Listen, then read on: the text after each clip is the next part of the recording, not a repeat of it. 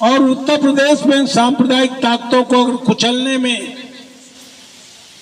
अगर कोई सक्षम है तो लाल टोपी समाजवादी पार्टी माननीय अखिलेश सक्षम है। इस समय बहन जी भी खड़ा किए हैं। ये चुनाव बंटने का नहीं, उन्हें भी साथ में आना चाहिए संविधान बचाने के लिए, क्योंकि बहन जी भी संविधान के कारण 4 बार मुख्यमंत्री बन पाई हैं। आज भी 75 साल बाद भी अगर संविधान में दलित समाज को आरक्षण ना हो तो कोई एक प्रधान बनाना भी पसंद नहीं करता है। तो दलितों से तो खास तौर पे है जो कुछ भी है, और ये पिछड़े तो वैसे पिछड़े हैं। ये तो वैसे रामायण पढ़े तो कौन भोय हमें कहानी चेरी छाण हो बेरानी। ये तो अपने मस्त है कि हमारे पास खतवा है, हमारे पास भैंसी है, हम तो हमारे तो काम मरिए तो बाबू राम। तो इसलिए इन पिछड़ों का, दलितों का, मुसलमानों का एक भी वोट अगर भारतीय जनता पार्टी कमल के फूल में जाता है तो समझ लो बाबा साहब अम्बेडकर के संविधान को मिटाने में मदद करने के काम आएगा।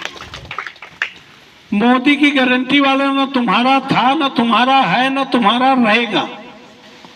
राजा रामपाल तुम्हारे एमपी रहे न रहे, थे, रहेंगे, आगे भी रहेंगे। और हम इतना ही कहना चाहते हैं कि इन नेताओं को तो अब दिखाई पड़ता है संविधान खतरे में है।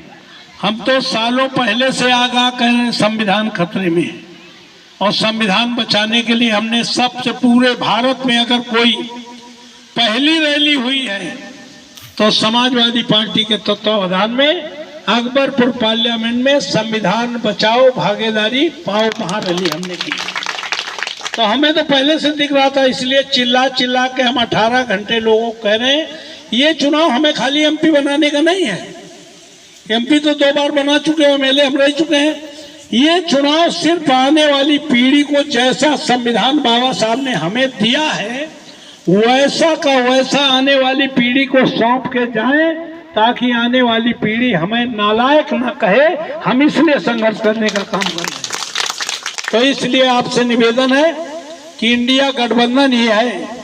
बहन जी कहीं दूर दराज तक उनका हाथी दिखाई, तुम्हें दिखाई पड़ना भी नहीं चाहिए, क्योंकि संविधान अगर कोई बचा सकता है तो इंडिया गठबंधन चुनाव चिन्ह साइकिल बचा सकती है। उसी से हम हैं।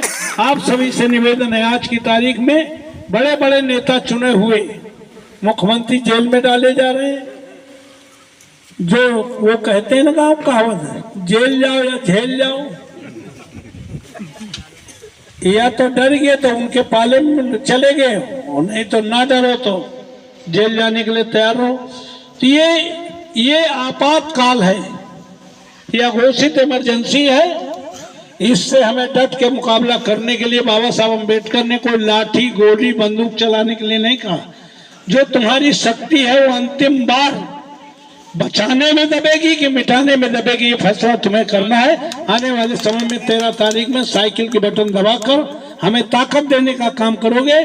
हम बाबा साहब के संविधान के साथ छेड़छाड़ तो छोड़ो, इसके लिए बड़ी से बड़ी कुर्बानी के लिए हमें देखोगे, तैयार रहेंगे। बहुत बहुत धन्यवाद।